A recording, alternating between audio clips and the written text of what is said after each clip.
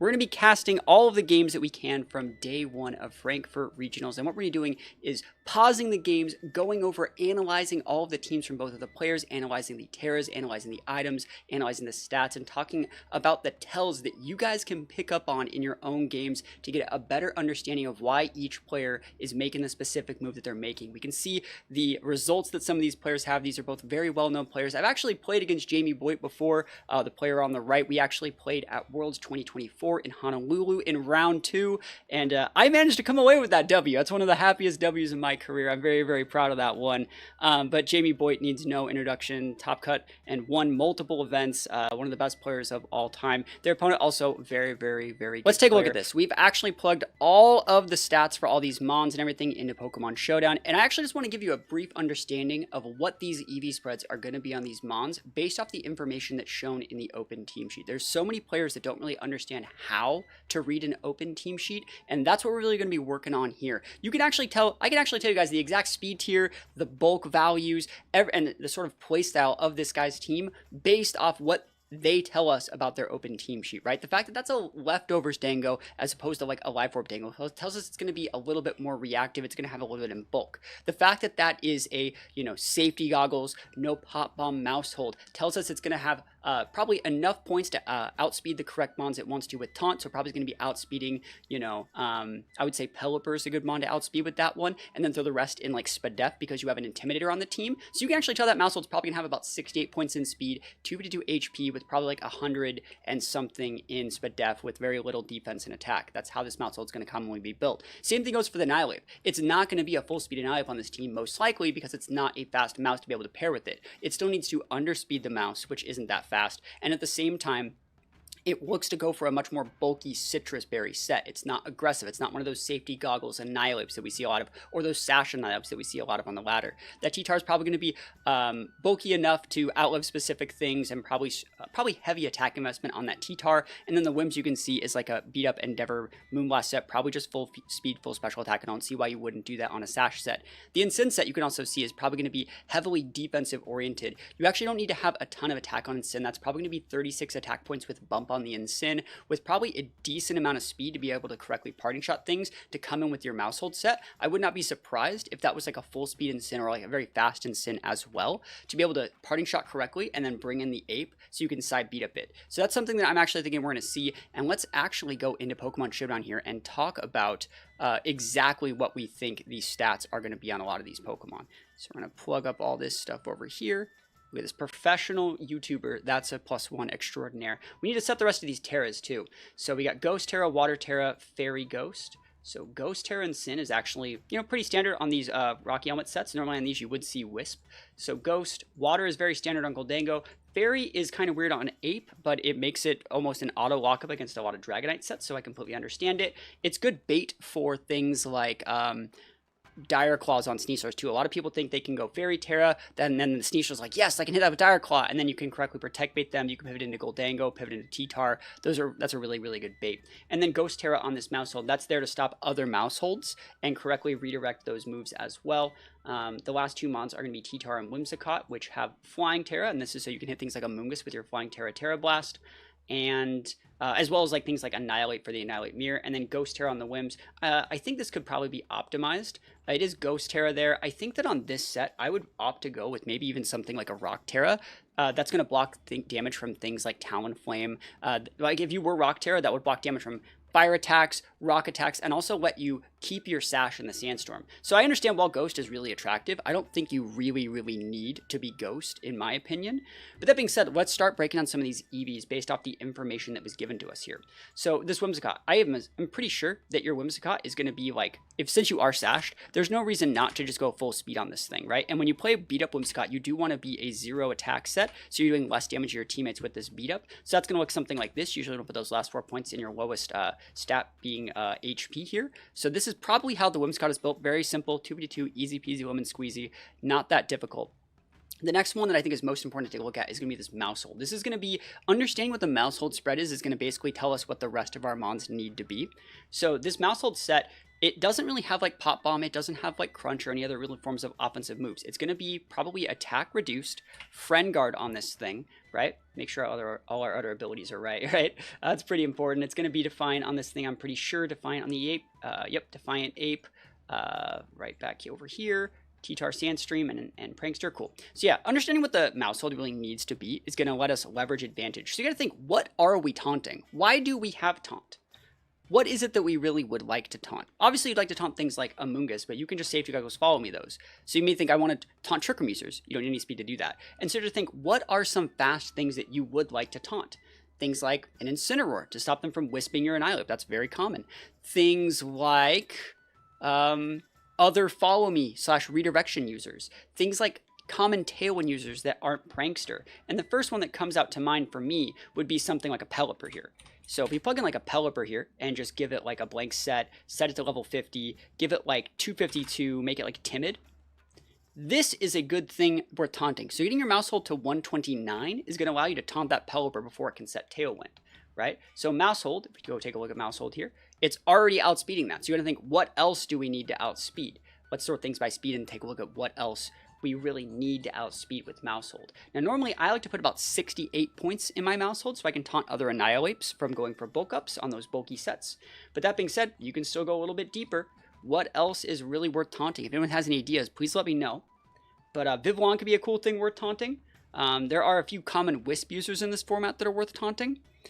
Indity is something that's worth taunting, so like a speed reduced nature Indity could be something worth taunting. So like you can just taunt the follow me, right? And then next turn do stuff into it. That's kind of how that goes. Going a little bit deeper, we don't really need to taunt a lot of these. Like, it's not really worth it to taunt a lot of this stuff, right? Taking a look at Dragonite. Dragonite might be worth taunting, right? So let's take a look at like Dragonite, what that would look like.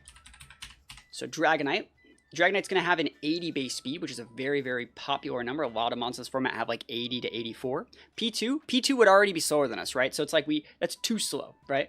But a Dragonite would probably have a speed stat of like, they get to like 133, usually. 132 off a +1. See how that doesn't outspeed Pult? We would like to get Dragonite to a point where it could like outspeed Pult off of like a +1, right? So that would be like Jolly Dragonite, or any mon that really gets to like that speed number to where like a +1 would be able to outspeed Dragapult. So like a Dragonite with this speed stat right here with Jolly off a Scale Shot would be able to outspeed Pult and then Scale Shot Pult, right?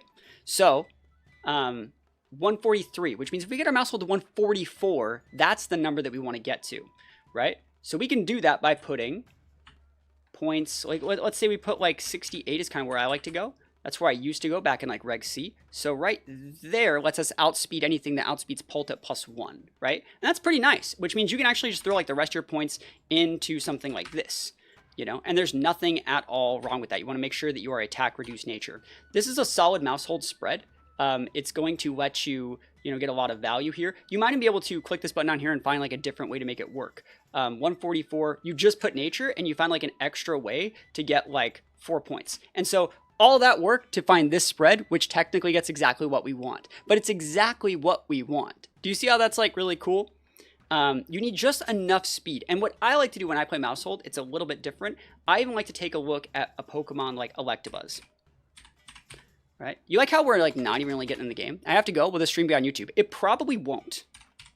I don't think I can put it on YouTube because it's using like TPCI's content. But, we'll see. So taking a look at Electabuzz here. Electabuzz gets to 125. Some people like to put some speed on their Electabuzzes to about like right there. Mouse hold already kind of like outspeeds this. If you were to take away our nature, right? We already do outspeed that. I think that like this is actually just a fine mouse hold spread. And what you might even want to do is cut that down to 230 or 244 and just do something like that. I actually think that that might be better, just speed creep by 1. So like something like this could be very, very solid on mouse hold. It doesn't look optimal, but the fact that like we're putting our nature in our highest stat, which is a 111 base speed as opposed to 75 base SPDF. This is very good. And the reason why we're putting points in SPDF here and not really caring about our defense is because we're pairing it with an Intimidate Mon for Incineroar. If we really need to cover up some defense on this Mon, we just pivot in Incin. So this lets us taunt most of the common threats in the format. You might want to go fast enough to outspeed something like Bax as well. That's something that you might want to taunt Bax, but I think this is probably going to get you a lot of value. You could also just make it like full speed so you can taunt things like, you know, Jumpluff. You outspeed Jumpluff by 1. If they don't have weather, you just taunt the Jumpluff. So like this, there is very good arguments for this just being like a full speed mouse hold. They can just taunt a Jumpluff on pivot and T-Tar. And that's completely like an option. I just don't really think it's an option because this team is playing so reactive, right? We'll be able to tell when we get to the games, right? But I do think for now, this is a very common EV spread here. So because this is our EV spread, one thing we might even want to do is go like this. We might even want to go down here, speed creep this just by just a little bit more, right? Right there. So we can make the Annihilate into a 145 here if we wanted to. We don't need to go full speed 8, but like that's definitely an option. So I'm going to leave that right there. So where would the ape go, right? So the ape doesn't actually need to have like full HP investment. You do need to end whatever your HP stat is on an even number, right? You say knockoff can knock him out. The ape, or sorry, the mouse hold, knockoff doesn't just knock off, like what knockoff from Incin, only if you Ghost Terra. You're not just dead, right? You're going to be fine. So for Annihilate, I think that probably right about, let's see, where would be the best place to put Annihilate's stats? I think that like what is the number that gets probably like right around here, I think is like leftovers optimization or grassy terrain optimization right here. So that's probably where I would go on this guy. And then the way I like to play this one is 36 in attack. This lets you get bump right there. So you see the 52 to 54. It's not that hard. And then from there, because we have the access to an Intimidator here, all you got to do is just dump the rest of these points in SPDF. You max that thing out, max that baby out. And from there, I just put in 36 and 4. And that's how I think this ape would generally be optimized here. You only really need to get to like 107, 108 to actually outspeed Pult if there was like a Tailwind involved from Whims. So like this lets you speed creep that by quite a bit. And at the same time, like if anyone's faster than you in like the mirror, you know that they're like very, very frail and you can blow them up with other monsters in your team. And if they're slower than you, you know they're very bulky. So like I think this is a pretty good set. Considering how reactive this core is, I think this is a very, very good looking ape set. Very, very bulky. It's strong enough to actually make things work, but you know, we'll see what it looks like when we actually get into the game. Goldango here. So Goldango is going to be a little bit different. I think Goldango does optimize for leftovers recovery. That's going to look something like, let's see, where's the exact number? I got to pull up my calculator here. So the way that we actually calculate this is we divide its total HP by 16. And if the number is divisible by 16 exactly, it's optimized perfectly for lefties. All right, so it's looking like maybe 192 divided by 16 equals 12. 12 goes into it. There you go. So you guys are on top of it. Got to do the quick maths out here, right? So this is going to perfectly be able to optimize. And so you're not like, you know, you're restoring basically an extra point on every single leftovers by doing it this way, right? And then from there, you want to go with probably something like a modest nature, right? And we got to think like how much speed we really need on Dango. Like I said, this lets us outspeed Pult, Dragapult, which is usually one of the fastest Pokemon in this format, if we have something like a Tailwind up from our Whimsicott. So this is all we need on Dango. But I do think Dango should be going a little bit faster than this. Though, note that being said, I've won like 2 or 3 tournaments already this format, like Limitless tours and Reg H like online tours with like this Dango spread. It's totally fine. Because we have Nasty Pot, we actually don't have to run a ton in special attack. I usually play right around bump here. So I usually go just for this. And then from there, because we have that Intimidator and we have access to Friend Guard, I think Friend Guard's another mechanic that a lot of people don't like take into account. I actually just go full like 196.4. And I think this is a very, very solid Dango spread. Now, I think a lot of people for a regional, I think you probably would put a lot more points of speed in your Dango because you want to be able to leverage advantage versus other Dangos. Should we build him as a sweeper with Orb? Well, that's the thing. This is not us building. This is us talking about the Dango that is being used in game 1. We're taking a look and building what the Dango is based off the tells of the rest of the team. I don't think this is going to be an aggressive Dango because it's surrounded with so many defensive tools. You actually want to restore health while the T-Tar's taking them out, while you get up some speed control, while you mitigate damage on multiple fronts, right? So that's how I think the Dango could probably be built, especially because they have like the Water Terra. You know, it's not going to be an aggressive Terra or anything. So as for the Incin, How do we really want to make this guy work? Heavy defense is good. Usually they only put 36 points in attack on the Ensign here. I think that would play for bump if we wanted to do it. Let's see. Yep, there's the bump right there. So that's usually where people put their points on the Ensign. And then I actually see a lot of people putting a lot of speed on these Ensigns. Usually about 60 points lets us get what we want out of this Ensign set. Lets us always be able to win those fake out speed tiers. And the reason why you actually want to always win those fake out speed ties against other Ensigns is so you can weave in a nasty plot or a bulk up on those turns. Or anything with your whims, right? Being able to win the fake out speed ties are actually going to be very important. You could even go up to like 84 points if you wanted to guarantee win those. And this would let you double into outspeeding things like Mouse and stuff like that in a Tailwind. So this is also a very attractive speed tier on this Ensign. And then from there, you can put a lot of points in HP. Don't really know exactly how much, but you want to put your major dump, which is your extra points, into defense here. You want to put the major amount of points into defense. I would look at something like this for this Incineroar here. You might even want to take a few more points out of like HP, put these down over here to optimize for grassy terrain if there does happen to be grassy terrain, and just put these right up here. There's nothing really wrong with that, but I think that you would get diminishing returns. Not really diminishing returns. Diminishing returns is the wrong word. This is just a better EV spread. You want to have a little bit more HP on an Ensign, in my opinion. So this is probably how I would build this Ensign set. It's pretty fast. It's strong enough to deal actual good damage with knockoff and flare blitz. You can parting shot correctly. You outspeed the correct mons with Tailwind, and you have a lot of points in defense to actually outvalue things like Sneasler and stuff like that, which is the whole point of this Pokemon, right? Because we have Ghost Terra, not something like Fairy Terra or like Grass or Bug Terra, we know exactly what we're trying to beat. And the fact this Ensign says like, I want to go first, I want to be, and if something is fast, like let's say they have like a fake out on Sneasler or like a fast fake out on Rillaboom, we can just Ghost Terra our Ensign to fake out their teammates and trade fake outs turn 1. So this Ensign almost guarantees that we're not losing the game on turn 1, and that's the whole point of this Mon. So that being said, those are all of the EVs except for the T-Tar, which we're going to do right now. And, you know, I think we're in a pretty good spot here. Now, T-Tar can go one of two ways. You can make T-Tar outspeed Pelipper and be a bully with its 61 base speed, being able to leverage advantages on other Incineroars, which I think is a good idea because Incineroar does slow down like a lot of what this team does. Thank you for the sub as well. Appreciate it. Thank you so much for letting me know you like this sort of content. Or you could go slower than Pelipper to be able to lead into Pelipper, which I don't think this team's going to do, but you definitely could. I've done that on a couple tours. You can underspeed most Pelipper sets because some Pelippers like to have at least the 31 Ivies in speed, so you can underspeed them. But yeah, I just want to say thank you so much for the sub. We're going to get into this one right here. I think if I were to play this guy, I would probably put just a few points, right? This right here is going to be all you really need to outspeed base 100s in a Tailwind, right? So I would go one higher than that. It's going to be 85. This is going to be something like outspeeding Chomps. If two weather or terrains come in at the same time, who gets to stay?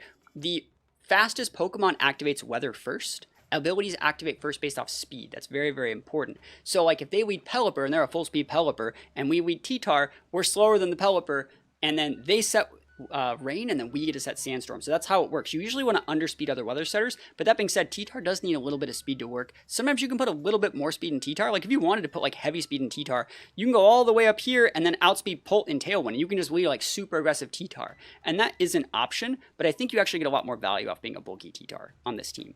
Bulky T-Tar with like heavy attack investment. Let's see what the bump looks like on T-Tar. And let's go for the aggressive bump, which is probably about 236. Kind of my guess right here.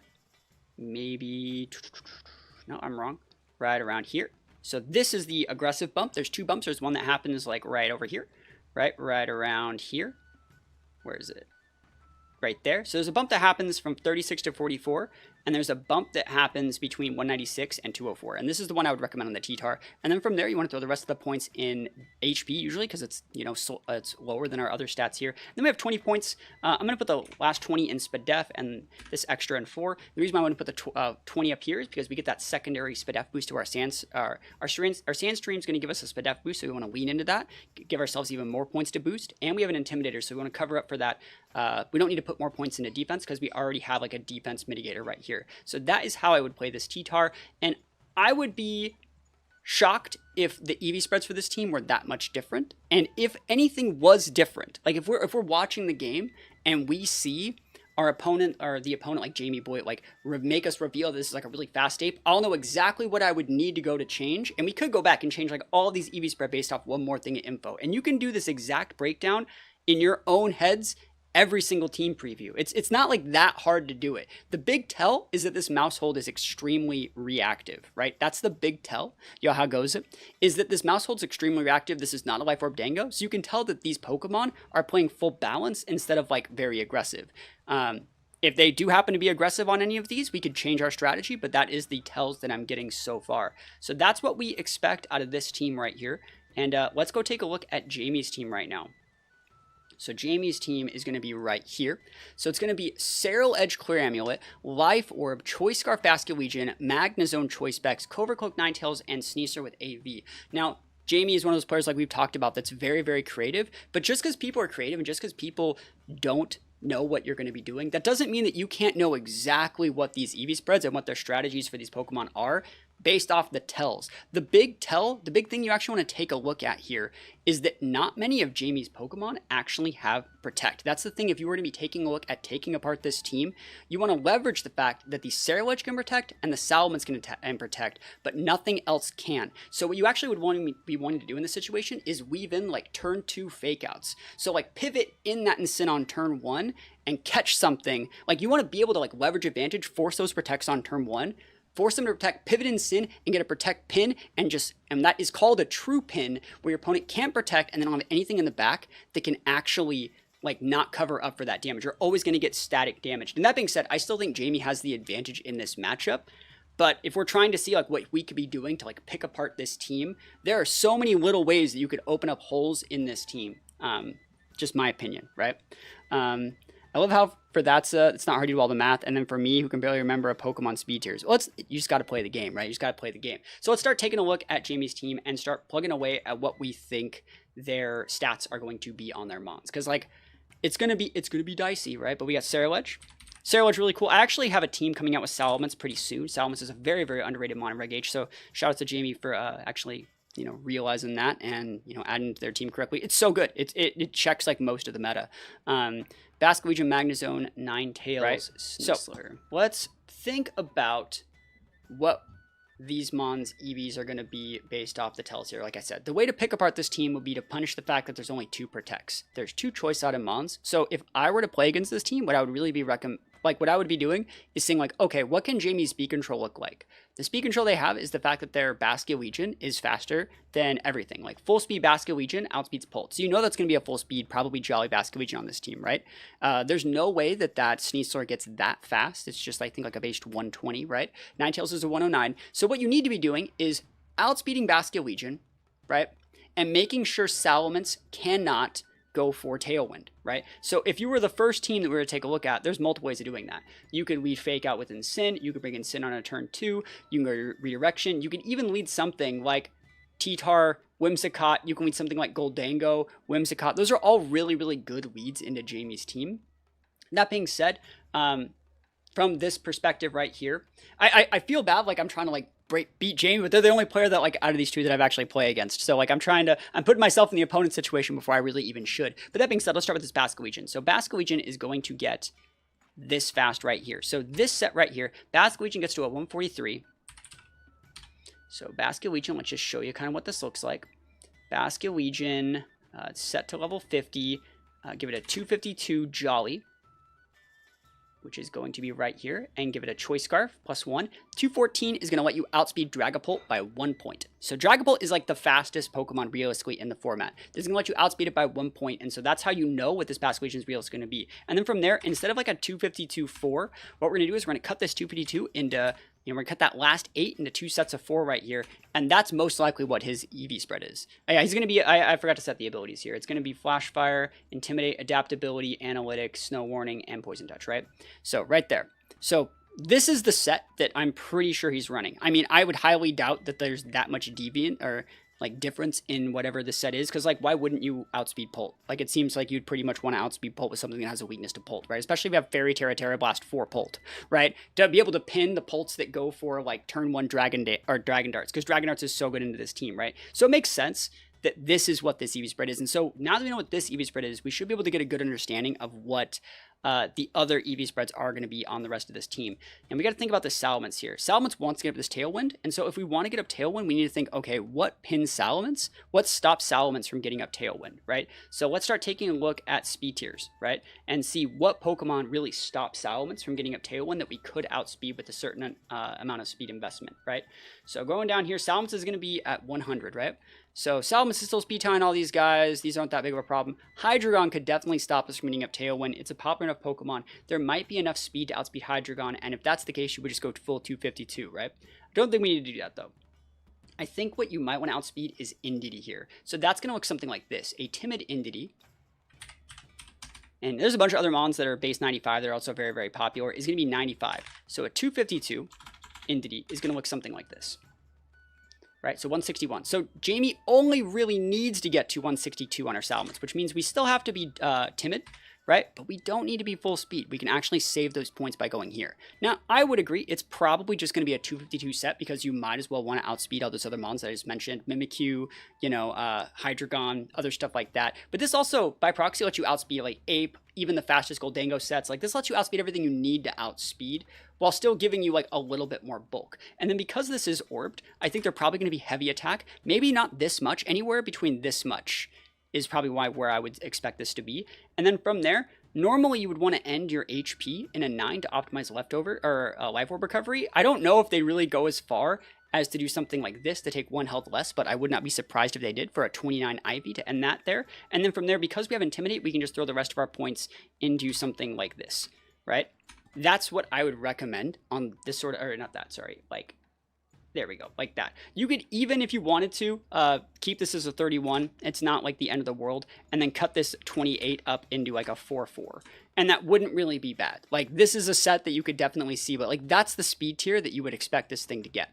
Right? So that's 2 of the mons down. Let's start taking a look at the Magnezone next. The Magnezone Analytic, weird ability. You have 1.3 boost if you move last. So because if we're trying to move last, we're trying to underspeed as many things as possible, I'm pretty sure that this is going to be a speed reduced to 0 speed set. And then from there, I wouldn't be surprised if they had like heavy special attack. I don't think we need full.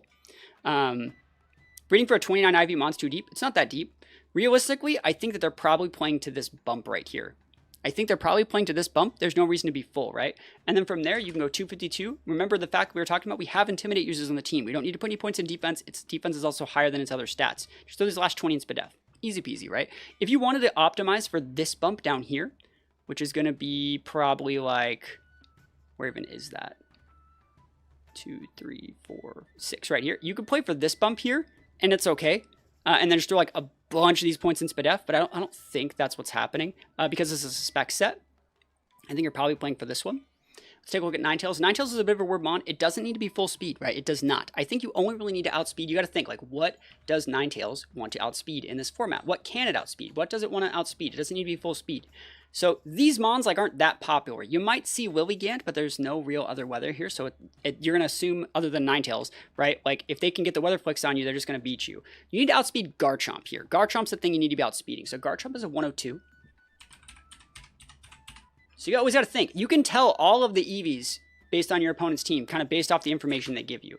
And even if this is wrong, it's probably mostly right. Yo, thank you so much for the sub. I appreciate it. Yo, thank you. Thank you so much. So we need to get to 170 to outspeed Garchomp, right? So 170 is probably still going to require Timid, right? And then from there, right there, we have these extra points. For this set, I wouldn't be surprised if you wanted to go like this, and then maybe you even run a calc here, and you plug in like Ninetales. So you plug in like a blank Ninetales here, and you plug in a Blizzard, right? And so Blizzard will always OHKO that Garchomp, but let me think, what if they have like a light screen? That's a lot of damage mitigated, right? From like no investment Ninetales, right? And then, oh sorry, we gotta make it doubles. If they don't have the light screen, that doesn't KO, right? If they don't have the light screen, if we set it to doubles, right? So you wanna make sure that they always KO. So you actually need 4 points to do that, right? So that's something kind of worth thinking about, like what would we need to do to KO Garchomp? And then what if the Garchomp had like a 4, see, put those. So if the Garchomp split the stats up, you need 12 points to guarantee OHKO Sweeper Garchomp with Ninetales. it could probably have more points in bulk, but like I don't know if it does. It's hard to say, right? From there, Ninetales gets a defense boost because of its snow warning, so you actually don't need to put that many points into that stat. I'd probably just cut this up into 36-4. Note that it's more important to maximize your HP on a lot of these mons than maximize the specific defenses, because these HP stats are lower than the other stats that we have. So it's best to max up these HP and let the HP mitigate damage to both defense and special defense at the same time. But I think this is a pretty good idea of what their set is. They could have a lot more special attack. Like, I wouldn't be surprised if an aggressive team like this had more special attack, but if I was playing a Disable Encore set, I'd want to sit on the board, soak as much damage as possible, and this is how I would do that, playing in turn with the Aurora Veil, right? So that's just my thoughts. Talk about this Sneasler here. Now, this is going to be AV Sneasler, which is built very differently. So, like a standard Sneasler, if you click the button, it looks like this. Most people don't really run full speed Jolly Sneasler. I would not be surprised if Jamie wanted to, just to have that guaranteed fastest fake out that you really realistically can. But a lot of Sneaslers, especially the ones that are Psy Seeds, are adamant. So what I think you should be doing here, this is what I like to do when I play Sneasler, is get to 173, which is actually still going to be, and this is going to outspeed Sneaslers by 1, right? Get to 173 to outspeed those adamant Sneaslers. And then from there, I keep my 252, and I throw the rest of my points in HP / like specific defenses. Since we have Intimidates, we don't really need that much damage mitigating on the defensive side. And then we have things like Aurora Veil and stuff like that to cover up for our other stats. Like, this is how I would play this Sneasler. It's just my personal opinion. I wonder if Jamie has the same idea. But I wouldn't be surprised if there's a lot of bulk in the Sneasler. I wouldn't even be surprised if they have like a very specific calc that lets them have something like this, with like this to live through like something. Maybe like a Life Orb Make It Rain. Let's run that calc and see what it looks like here. So we're going to plug in Sneasler on this side. Sneasler is going to be right here. I realize we've been doing this for 45 minutes and we haven't even gotten to the game yet. Yo, I'm such a good gamer here. So let's plug in Goldango. So Goldango is going to be right there. Let's give Goldango a 252 Modest. Give it a Life Orb. And then from there, give it a Make It Rain. So Make It Rain does a lot of damage there. That's like quite a bit of damage. Like, that's just a freaking lot. Let's see if they double dip Steel. We're dead, right? But if we give ourselves an Assault Vest, right, we can live. All right, and so then what if the Dango doesn't double dip? But what if it's like +2? We're still dead. And so, like, if our EV spread is something like a 60-52, this is really cool to see the actual thought process here. I mean, someone has to do it, right? 52. You see how that's almost there to be able to live that modest Life Orb +2 Make It Rain, right? I bet you like money this is kind of what like Jamie's idea is. All right, so then we probably need to take some points out. So I think 60 is probably where we're going to be there, right there. 60, 76. And then you take the points out of attack. Easy. Right? And so you get to live a +2 Life Orb Make It Rain, and you just eat it like it's nothing. Holy moly, that would send me to the Shadow Realm if that happened to me. Oh, I'd be so mad. Right? And you still have the damage if you want, right? Because you have 228 in attack, right? 228 in attack, and then you have Dark Terror double dip. And then you can go for a Throat Chop. And remember, if they would like to be full, and so if you're in Jamie's situation, right? And this Goldango hits you with that, you actually know by how much damage you take mid-set if that Dango is like really aggressive. Like, let's say they leave you at like 30%, well then they don't have like the Life Orb, or they don't have like the Modest Nature, or they don't have full special attack investment. But if they do leave you at 1, you would then know that like you have a % chance to potentially KO them back, right? With this one, with this you know, Throat Chop here. So that's actually really cool. There's probably even a better way to optimize this. Let's see if we can actually mitigate even more damage. So that would be, let's see if we can cut this by, so go to that Make It Rain. Give me like 1 second here.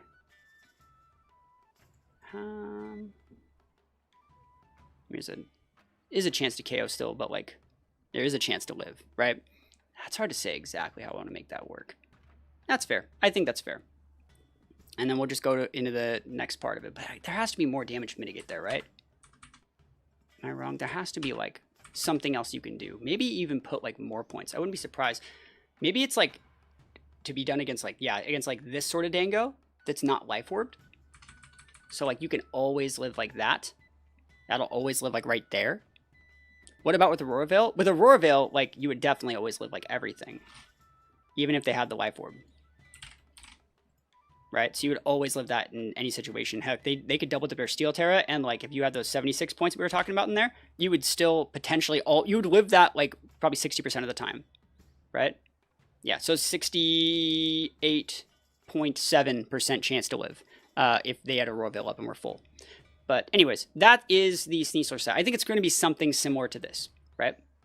So taking a look at the rest of these mons. And I could be off the mark here, but again, we'll know once we get into the matchup. And the last mon's Saralage. Saralage is a little bit weird. I think with Saralage, you have to outspeed Pult. We don't have that many moves that can hit it, but like you got to be able to actually still hit the thing, because especially if you have like a weakness to Pult on like a lot of our mons and stuff like that. So that being said, they're probably actually about there to speed creep things. That speed creep Pult, you usually want to get to that extra point if you're playing it like a regional. And then when I would play Saralage, I would play for bump here. I don't know if there's like a specific number you want to be hitting. But that's going to look something like this. It's just going to be 36 points. And then full investment there. And then since we have bulk up, we can just throw like a 196 in here. It's just extra, right? 196.4. It's very similar to like an ape. This Pokemon is just like a different ape. It's an ape without fairy weakness, right? That's what I think is really good about it. And it's not weak to like, you know, Eruption, Sun Spam. Very, very cool tech. I like this a lot. So very, very cool team here. That being said, you know, I think I'm pretty spot on with what I think these teams are going to be. And let's get into finally taking a look at the game and thinking about what each player is going to be leading here. If you were to ask me who should win this game,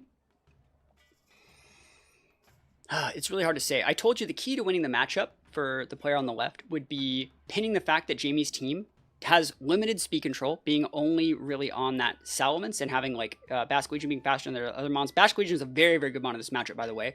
But locking Jamie out of his speed control would be the key to the match. So utilizing your fake out correctly. It'd be hard to utilize fake out because the Sneasler has a faster fake out than you do, but since you have Ghost type on the Incin, you should be able to get a lot of advantages there. And since the Saralage doesn't have a way to like Ghost Terra pin you with like a Poltergeist or anything, you should actually be able to leverage your Incin very well into this team. That being said, Jamie has the potential just to like roll you over in like 2 turns if your mouse goes down too early. So if you don't protect your mouse correctly and elongate the effectiveness of the friend guard on the matchup, you do get folded by Basque Legion. So like there's a matchup where this guy on the left leads like mouse ape and Jamie leads Basque Legion, and Jamie, or the guy on the left, goes protect mouse, tries to bulk up with ape, and Jamie just goes Lamau, like wave crash your ape, take half, set my tail, win, GG, shake my hand, right? You know what I mean? There is that idea there. So that being said, we're going to hop into this and see who comes out on top. I would say this is a tempo-based game. Whoever wins the first game will probably win the set because they'll be able to leverage that advantage and force the opponent into taking a lot more risky plays to get back into the game. So like if Jamie wins the second or the first game, he's going to be able to basically say, you have to stop my speed control. You have to stop my Basque Legion. You have to stop this. You have to stop this. And Jamie can just use those as bluffs. You can leave Basque Legion, pivot it out, go for like a bait, make you over predict certain spots and just win the game. On the flip side, if the player on the left wins the first match, Jamie's going to have to overcommit and make those reads, those protect reads, because the guy on the left had a lot more defensive options. So Magnezone Basque Legion is going to be Jamie's lead. That's actually really, really cool. It would not be one that I would expect. Again, I talked about Jamie leading Basque Legion Sally. This guy probably expected the Basque Legion Sally, and that's why they led with the ape trying to catch the Defiant. So Jamie's already using the fact that he has the more aggressive team to leverage that advantage against their opponent. That's one really big thing about these like regional teams and regional play. It's a lot of bluffing. You want to say, you're almost saying you have to respect this option, otherwise you lose. And so we see the forced reaction of the Mouse Ape here. And Mouse Ape does not have the tools to deal with Basque Legion and Magnezone. So very, very good lead from Jamie right off the rip, in my opinion. I obviously have this muted. I don't know what the casters are saying, but this is just my personal opinion. That being said, we're going to see the hover of follow me. They're thinking right now, they were really thinking about getting Sally there. They're hovering follow me because, like I said, that Basque Legion does have a ton of advantage into the Annihilate. I think they're wondering if they should be protecting the Mousehold and trying to bulk up, but you can't do that against this Analytic Magnezone. Very, very cool tech here. I actually think the best play from the player on the bottom here is to actually just go straight into the beat up ape and just pop the Magnezone. There's no protect there. What you need to be doing in this matchup is taking advantage of the fact that Jamie's team does not have that many protects. Worst case scenario, you might lose your ape, but I doubt it. I don't think Basque Legion, even if you flip on that Fairy Terra, can break an ape that has like, you know, as much you know, bulk investment as this one did, even if there's not that much in defense. The fact that you have Friend Guard here is really going to be helping your Ape live in that situation. I would be surprised if Fairy Terra, and the Basque Legion almost has to be Jolly here, right? That's the thing. If you have your calcs right, it kind of has to be Jolly to outspeed that Pult. Jolly, Basque Legion, Fairy Terra should not be able to break Ape. If you wanted to pop Terra, you definitely could too. Oh man, it's almost like I played the game. Oh, dude, I'm so good. Yo, it's almost, I should be a caster. And remember what I wanted to talk about here. The way to actually win this matchup for Jamie is to pin the mouse hold to the best of your ability. Once you get the mouse hold off the board, it really locks out a lot of the defensive options on this guy's team, and you just come in with Pokemon that don't need protect, and you start popping things off. We actually saw that Wave Crash did all the way down to 27 HP, so what we can, since we've now seen damage, what we can actually do is go into a damage calculator. We can plug in mouse hold, right? And we can plug in Basque Legion. And we can actually see if we are correct. So that's going to look something like adaptability. Let's plug in a 252 Wave Crash and see how much damage that is against mouse hold. So when it's a standard mouse hold that has 252, it would normally doing 61 to 72, and that did a little bit more, I think. I think that did a little bit more. Let's see. How much HP did they actually have in the mouse? I can't see it. Things in the freaking way. 181 on the mouse. 181, which is max HP. So actually we can see on stream that it has the max HP investment already. And Jamie did 61. So Jamie might actually be adamant. And you'd be able to kind of tell that, because that's actually a lot of damage. That's so much damage. It's hard to say. But it's either a massive high roll or Jamie's adamant, which is fine. But I think that Jamie should still be jolly on that one. That being said, the beat up does go off. You should be able to KO the Magnezone, and I think it's best to go after the Magnezone here. Magnezone will be able to generate a little bit too much tempo. Oh! Whoa! No way. I wonder if that Magnezone is calc to live that. See, that's like the next level EV spread. So let's actually check this some of stuff. Reverse solving the EVs is cool. Hey, someone has to do it, right? So let's go back over here. Let's plug in Magnezone. So Magnezone. And like I just talked about, the Annihilate set that I talked about, which only goes to 36. So Annihilate here. Damn, so Jamie would have beat me too, because I would have made that exact same play. They usually go 36 Adamant. Right? And that would be, so Rage Fist is a move. And the way Rage Fist works is every single time you get hit, it gains an extra 50, I think. Plus 50 power for each time it was hit, max 6. So it's 50, it's 250, right? So 250 into that Magnezone, right? Magneton, I have Magnezone. Oh my gosh. Magnezone, here we go. So all you really need to do, yeah, look at that. That just doesn't KO. Dude, Magnezone is cracked, dude. It's 200, sorry. It's plus 50, but he got hit 4 times, right? Didn't he get hit 4 times? So 50 plus 50 plus 50 plus 50 plus 50. 50 plus 200 is 250. Right? And he just ate it. That's like no investment. That's crazy. So that actually means this guy has a lot more points in attack than real, right? So he's probably a 156 bump here. So if we were to move some of this around, that's probably up here. Right around there. So 196.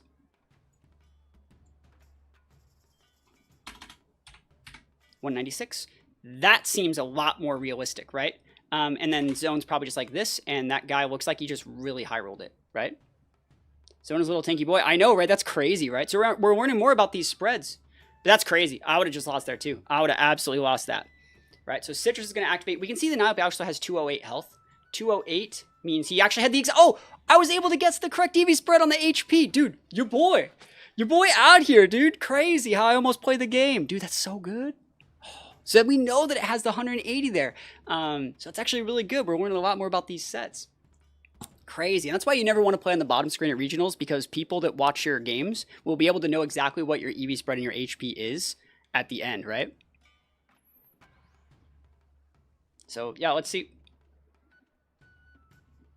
Here we go.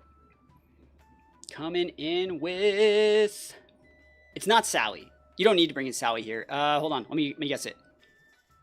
They are going to bring in Sneasler. It's Sneasler here. Sneasler pins. So you go pop, pop, or... let me see if I can actually just guess it.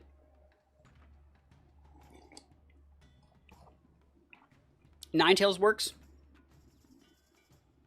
I think it's Sneasler. It's either Sneasler or Sarrow Edge, but I think it's Sneasler. If it's Sally, like, no, they could be, actually, it could definitely be Sally. Sorry, it could be Sally. You don't care about proccing the ape speed because Sally's EV spread to outspeed it, right? So Sally could definitely still come out here. There's Sneasler. That's my first guess, right? I don't think Sally is in this matchup. So you have a fake out pin to the mouse hold. You have a wave crash. You're very, very pinned right now on this set. So we see Whimsicott and Sin. Oh, shoutouts to your boy, by the way. We see that they're hovering the monster they have in the back. They have the in Sin and Whims. What did I talk about? The key to winning this matchup for the player on the bottom is to actually have that turn 2 power play, which is like having the potential to swap in Sin, having the potential to like, you know, have the mid-game tailwind. So let's actually think about what could have happened there on turn 1. Like what could the player on the bottom have actually done? Because there's actually, I think, a much better looking play.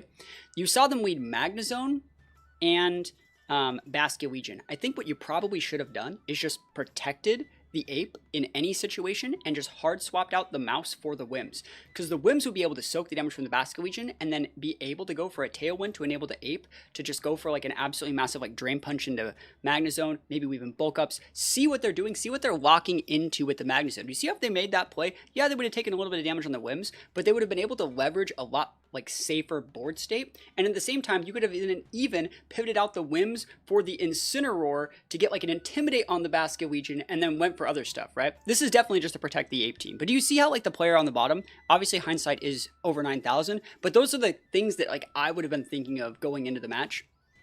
Leveraging that Intimidate, leveraging the fake out, leveraging that speed control for a big turn 2 reverse after Jamie has to lock into moves because he has too many choice items, right? That's how you beat the teams that have too many choice items.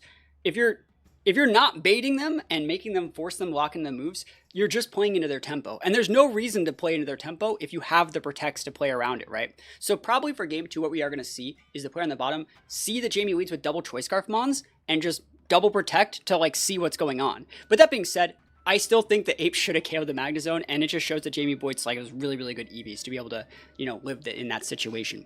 So we're going to see a Terra here. This is going to be a Terra on the Sneasler. This is that Dark Terra Sneasler. I super vibe with this because this means that you don't have to even worry about the potential Rage Fist coming into this slot. Very, very good stuff. This is covering up for the fact that there might have been an Intimidate coming in, which there was an Intimidate that came in. I think that's so smart, right? So I really, really think Jamie's on top of this one. Wave Crash is going to get blocked. I think this is a double into the ape, right? Because you're not afraid of mouse.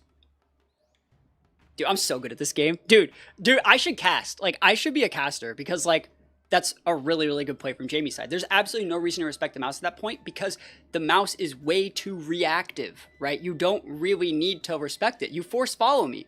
They're either A, clicking follow me, or B, pivoting. And even though they did a really good play by pivoting this in Sin, Jamie still has a ghost type on the board, still pinning the Annihilate to the best of their ability, and you're just in a really good spot right now.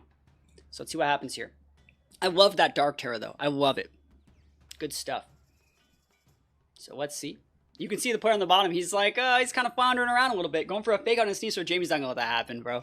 You can't try and just like, you got to play, you're really behind. You got to go for a read. You got to pivot out that Incin. What you have to do is pivot out your Incin for mouse, get that friend guard up, let it live for a turn, and then repin with a second Intimidate. You have to do this. You can't just be sitting here thinking that you can fake out stuff, because that Sneasler's just going to pivot out, the Basculegion is going to wave crash your Incin, and you're not going to care about this Annihilate, right? Easy peasy, right? You know it. We both know it. Let's see it. Good Rage Fist target. Basculegion pivots. Okay, it's fair. Absolutely fair. Magnezone, the zone. Unintimidated. So Jamie's actually playing around them pivoting in that mouse hold. Really, really good stuff. They're trying to fodder the Basculegion there and come back in with an unintimidated Basculegion, which is fine. Either way, that's a win-win. Good play. But do you see how, like, all that really got? Like, do you see how this board state just helps Jamie? Because now you're just like, cool, I didn't want to be intimidated anyways. I'm back. I'm better than ever.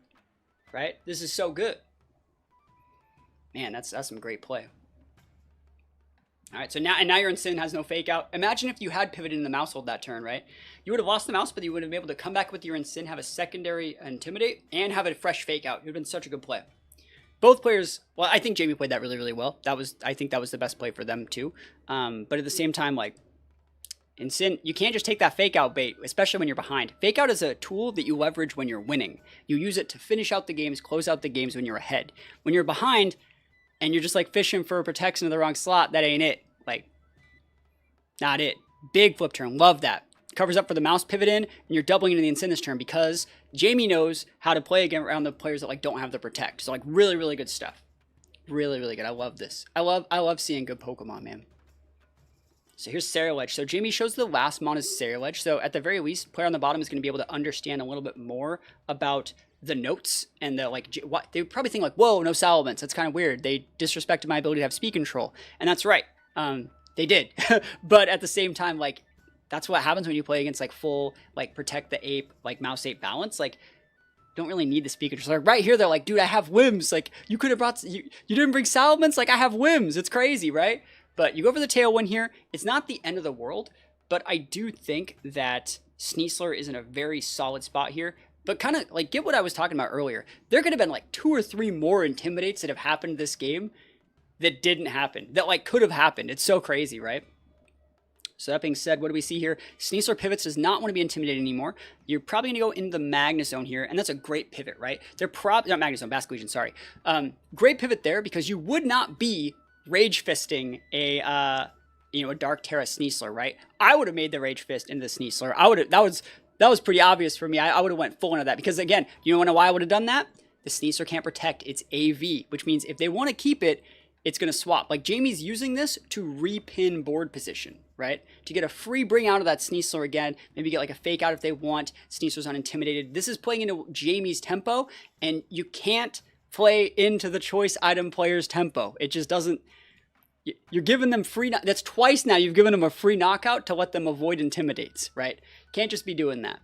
That being said, Tailwind is up, but like if Magna Zone was able to live that, you know that Sneasler's going to be able to live it, right? So that being said, you can go for a Ghost Tear here to block Fake Out. Very, very standard. You almost have to do it, right? And, yep, let's see what happens. I think even if Jamie loses this one, though, I think they come away with like a lot of good tools and good understanding of the opponent's tempo. Like they didn't quite, how would I word this? They didn't quite play as reactive as they could have. You should have lived this. Yep, that's AV, baby. And you should have doubled it. Again, you got to double up into those mons, get those KOs, right? Because right now what's going to happen is you're going to lose the Basque Legion. That sucks, right? Maybe if it was an AV Basque, you could have done something a little bit different. Sneasler will get a KO, and then probably Jamie loses game 1. But at the same time, like, I still think, going for sleeps? Almost Dire Claw. I love to see it, bro. I love to see it. So, it looks like the player on the bottom is going to win this one, but I think Jamie played a really, really good game. I think where the game got away was Jamie was not expecting the mid-game Whimsicott.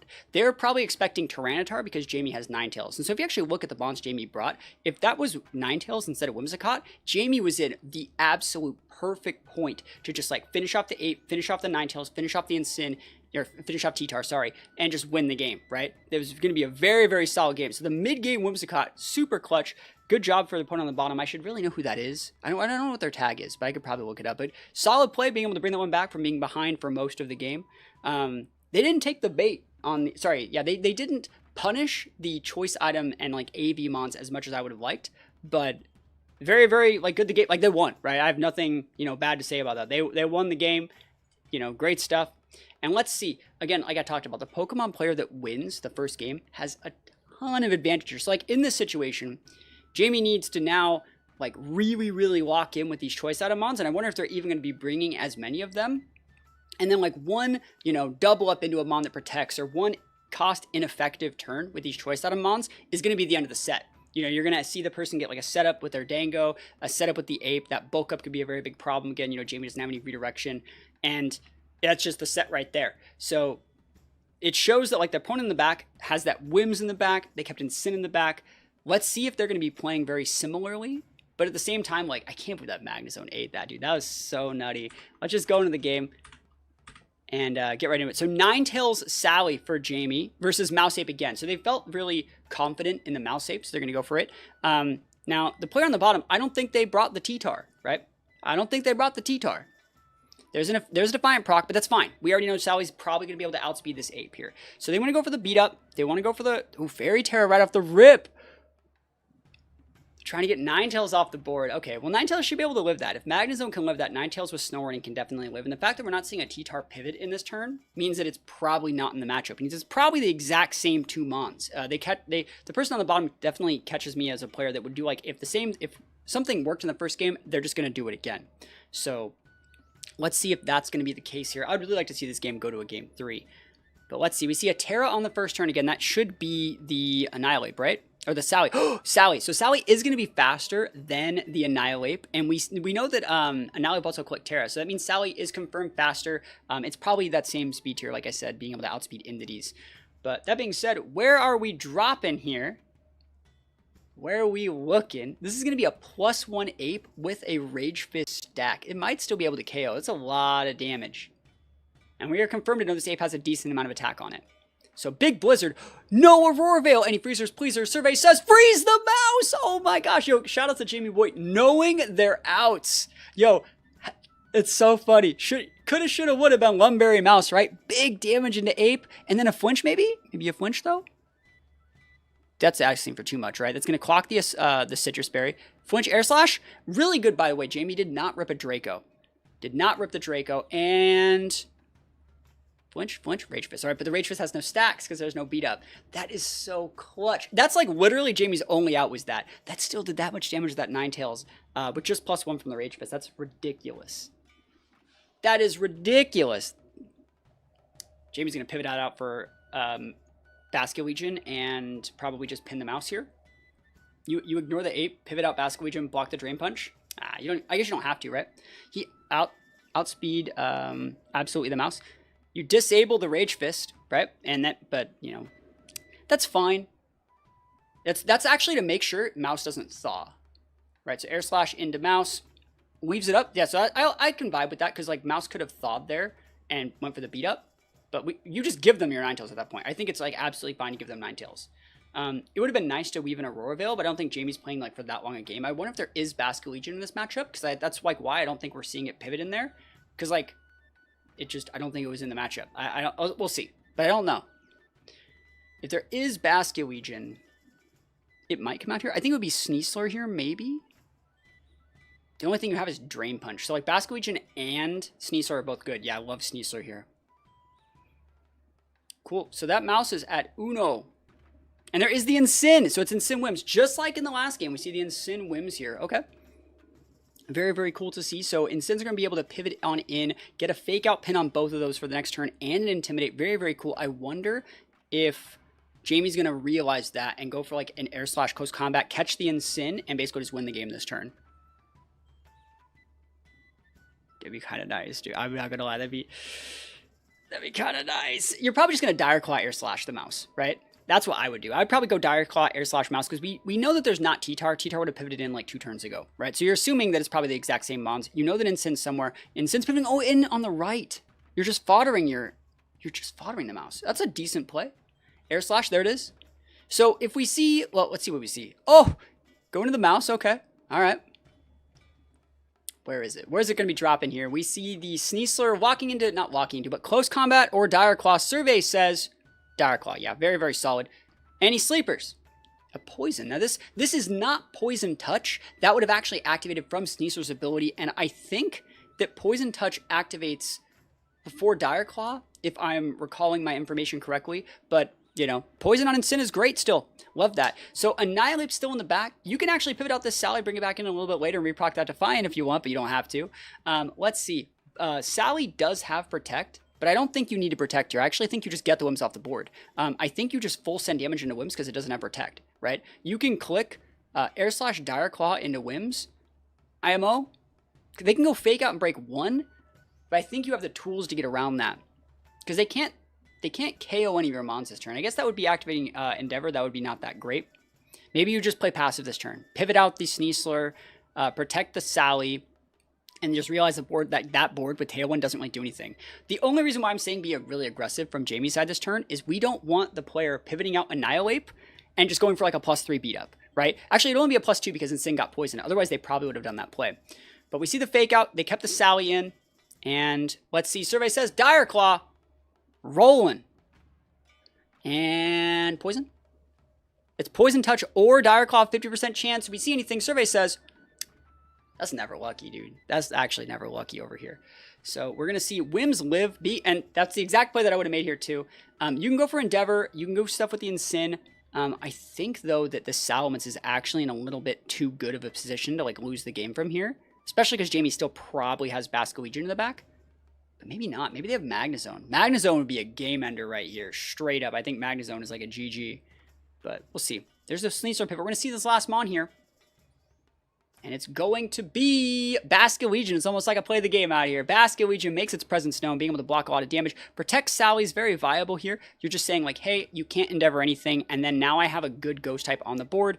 No Endeavors. And you're giving your opponent a lot of respect here. You don't want to lose a single Mon here. And now I wouldn't be surprised if Sally swapped out. I think what's going to happen right here is Sally's probably going to Tailwind, and they're going to take away one of the Mons. I would probably be seeing like Tailwind Sally and Flip Turn is kind of where I'm looking. Also, note that Endeavor, you guys can't see it under my beautiful face. It's not PP maxed. If you're at a regional, you got to PP max those, bro. You only have 5 of them. Now you only got 4. So we're going to see the double into Sally. Ooh!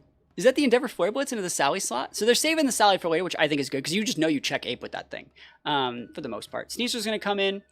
Moonblast. He didn't go for the Endeavor.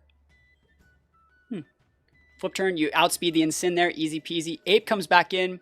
And Ape comes back in after Sally hits the board. That's so smart. I love that. That is actually like one of the coolest techs. So Basque is going to pivot out. Sally's going to come back in, throw the Intimidate up on the Whims, and then the Ape is going to come back out and not get the Defiant boost. And you're also making it so your opponent can't get as many beat up procs if they want to go for that. This is a really, really good spot for Jamie. Oh, man. Oh, man. And you still have a full health Basque in the back, and you're running out of Tailwind turns. Very, very cool stuff. So again, one thing that the player on the bottom could have done, they didn't like correctly respect the fact that like there's a lot of Mons on Jamie's side that are choiced. Just go after the choiced Mons. You don't need to go after like the other tech Mons, especially in those late game situations where pivoting is so important. Just go for the solid pins. Like just go Endeavor knockoff into that Basque set, you know, or not Endeavor, maybe Moonblast into it or something, you know, get that static damage. So fake out here, value, Terra's already blown, and then like, there's no real way that I think this guy comes back. Sally doesn't outspeed, right? But Rage Fist doesn't KO Sneasler? Does. I'm surprised. Color me surprised here. But Sally can Tailwind, and then you just stagger that and just win the game. Air Slash is also completely fine. I think this might be the last turn of Tailwind on our opponent's side. Big damage. And at this point, like, you are in a situation where they're going to come out with, yeah, that was Basque Legion. Or the last turn Tailwind. Basque Legion comes out. Basque Legion wins the game. Easy peasy.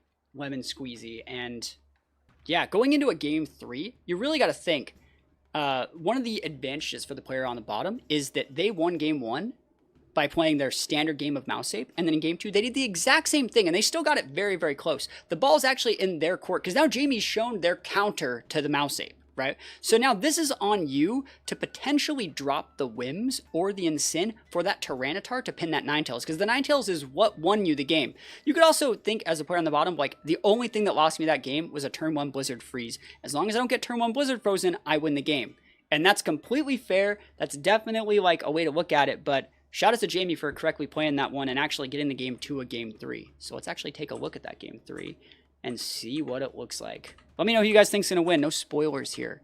I'm hoping Jamie wins, man. I want the Super Choice Item team to win. Like, if I was playing at the event, I'd be playing something just like this.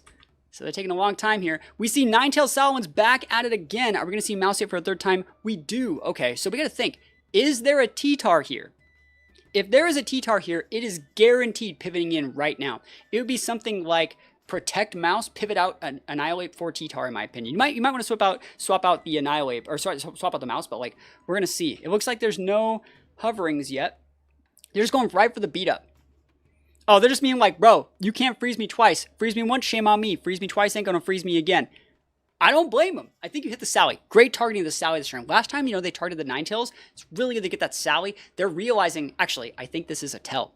They're hitting the Sally because Sally is the mon that sets Tailwind, and they're probably thinking if they can deny Sally for most of the game, I actually think they don't have the Tailwind Whimsicott here. I think they have Tyranitar and Incin, and that's why they're going after Sally instead of the Ninetales. This is a tell. Thank you for the follow. Appreciate it. So let's see if we get any freezers, pleasers again. There's a freeze. Survey says, let's go. Oh, the freeze on the ape, dude, that's gaming. And that's less beat up hits because that's a status move. And the Rip Draco into the mouse. Jamie Boyts is the best Pokemon player I've ever seen in my life. Those are some soul reads. Yo, straight gaming. Show me the T-Tar on the back, though. No T-Tar, it's Dango. But it was a mix-up, right? We were right that there was a mix-up, right? And there's no Incin. Oh, you can't send out your only mix-up there, though, right? You can't send out your only mix-up there. I think I would have went. They had Whims and Dango. Yeah, I guess you got to do a Dango there. That's crazy, though. In my opinion, I don't think I would have sent the Dango out there. I think I would have tried my very best to save the fact that it was a different mon and not Incin, because Incin wouldn't have been a good to bring out there anyways either, right? So you would have to go with the Whims, and then what I would just do is beat up into the Annihilape, and there's the Thaw, right? You would have gotten a +2 beat up, right? Because you only get 2 beat ups since the Annihilape has a status condition, doesn't count. So you still would have got a +2 beat up out of that. And potential Tailwind the turn after. That's what I would have done. That's definitely what I would have done there. Because you knew Sally was swapping. If it wanted to Air Slash, it would have just clocked your Sash or something like that. You would have been fine. And then you save the Dango in the very back, and they're just oh no, I don't have good tech for Dango. And then you have a +2 Ape Dango with potential Tailwind to win the game. So at that point, since you were so behind, I think it would have been a better play to save the fact that you had some different mon until the very end. But by showing your deviance from what you did in the first 2 games that early, by basically accepting the trauma response that was forced and going into the fight or flight mode and going into your only change, you gave Jamie all of the cards in the situation. Because now Jamie still hasn't even revealed their last mon, and you're completely caught on the back foot instead of coming at them with okay, I gotta mix this up, I gotta take advantage. You came at it with okay, I gotta mix it up. Instead of saying all Thaw, which is how Jamie approached the matchup. They came into the matchup with the all freeze. I'm that guy. You came up with the exact opposite energy of the I'm not that guy, right? And I need to capitalize with Nasty Plot, which I don't think is the right play. So you got to match that aggressive energy and be I'll just Thaw. What? I'll win. Tailwind, Thaw, and then imagine if there was a board where you get the Tailwind up with the Whims, maybe you lose the Whims, Annihilate Thaws goes for a bulk up, and now you're at +2 Annihilate bulk up with Tailwind and Dango in the back. You actually have chances to win there. There are chances. You can if you slow the game down just a little bit more, you can take a look at it. But I do think Jamie played this one absolutely crazy levels of amazing. Those were 2 clutch Thaws, and everyone always cheers when Blizzard freezes happen, but it takes a certain level of player to realize that your only thing that you can do is Blizzard in those situations. That was the only way you got out of those pins, especially after the player adapted and started targeting down the Salamence with the Rage Fists. Why not throw chop the Dango there? No reason to. You're going for safe plays to get your Basque Legion in safe. Yep, there it is. You don't actually want Ninetales on the board anymore. You want them to blow their resources, and you just pin. Easy peasy here. Basque Legion's going to come out here and just blow everything up. Right? I think so. I think the Basque Legion just wins here, but we'll see. I don't want to give too much credit. I don't know how this game's going to end up. Because there is still a there is still a Whims in the back. Because that was a pretty... Jamie was not expecting the Thaw the turn that it did. There's a pivot out Dango in for Whims, right? Yep.